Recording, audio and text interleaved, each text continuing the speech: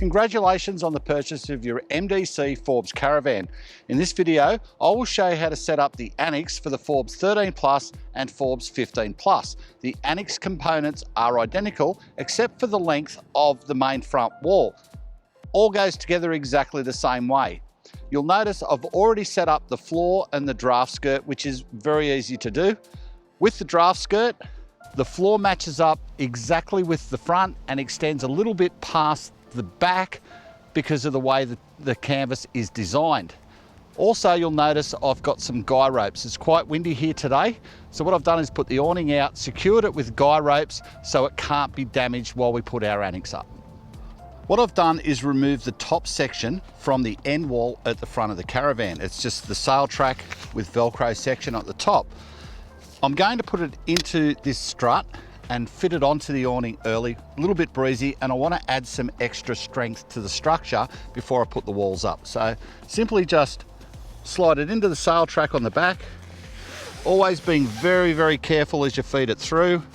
Don't force it, just help it through any notches and watch that it runs through nice and smooth. And you can see this material slides through very, very easily. I've managed to get it the full length just by pushing it in from this end. Now I can fit it up under the awning. I'll attach this end up underneath the main part of the awning, and that end will sit on top of the hinge on the awning. So gently put the hook end over the little white barrel up under the main awning, and this end, bring it across a little bit to get an angle, then push it up and place it on top of the hinge. So now that's right. What we can do now is release the clamps, undo those, and we can just gently pull our awning canvas in underneath the clamp.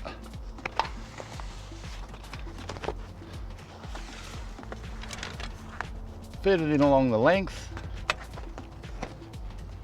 So just clamp that over, lock it into place. Now the Annexe canvas on the top is locked into position. So now I've got my top section in, I've got the little hood over the end of the awning main body. I can start running the sail track for my end wall, which starts just at the bottom here. So we feed it in at the bottom and run it through, taking care that it feeds in evenly and doesn't catch on anything.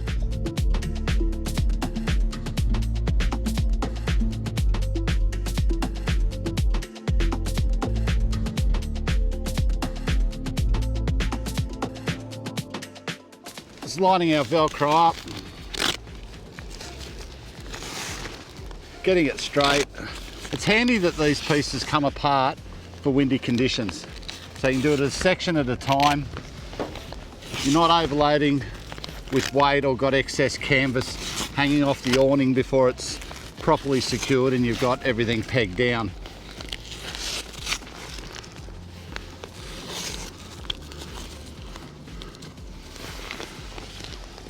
All right, now that's done. So we can peg the bottom down, and that'll add extra strength to stop the awning from being blown up by the wind.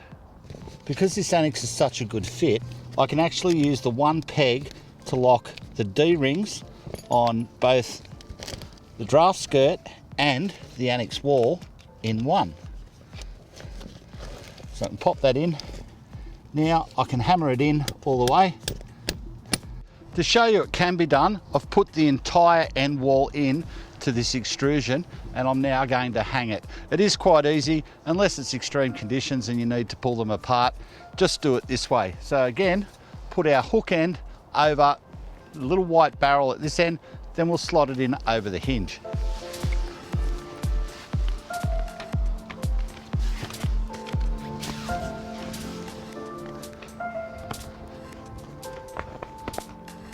Now we just need to put the little infill piece in up through the sail track and attach it to the back wall and peg it down.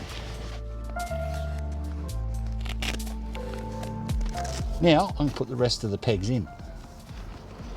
And of course, you need to lock the extrusion down on the Annexe roof. Now both my side walls are on secure and pegged down properly, I've moved my awning legs down onto the floor and I can remove the guy ropes and slide the front wall in. Remember, this is my belts and braces because it's quite windy while we're doing this. The awning fascia will only have one entry for the sail track, and this is it here. The slot goes all the way to the end through the plastic moulding. Take our sail track insert, slide it in and feed it through, making sure it goes through smoothly. The nylon canvas will run in there very, very well, so you can actually push it quite a distance from this end, although it's always great to have two people to do this. Now we can velcro up our corners, peg down the front wall, and our job will be done. In the corners, it's a good idea if you can line the velcro up with the leg, and it makes it very easy to push the velcro on firmly and straight. Now I'll peg this corner in and it'll be ready to hold itself down. Now we just need to put the 3 poles in place. This bent one is actually a ridge pole. It goes in across the roof, puts a bit of a fall in it so it'll stop the water hopefully from pooling on top of the roof. Simply clip it onto the white barrel up on the main awning frame, slide it out and clip the front onto the barrel. Lock the cam lock into place. Now we grab our spigot pole and that goes right beside it. Just here, the nylon tab with an eyelet.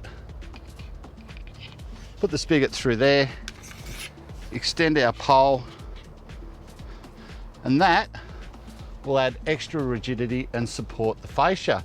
Now, the little one that goes at the back, the stub end pole, the one with the rubber boot either end.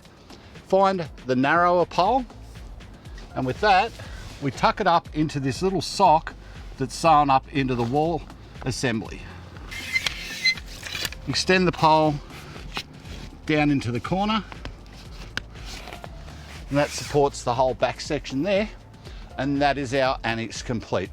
So that's how we set up the Annexe for not only the 13 plus Forbes, but the Forbes 15 plus. They're the same Annexe, except the 15 plus is just 2 foot longer.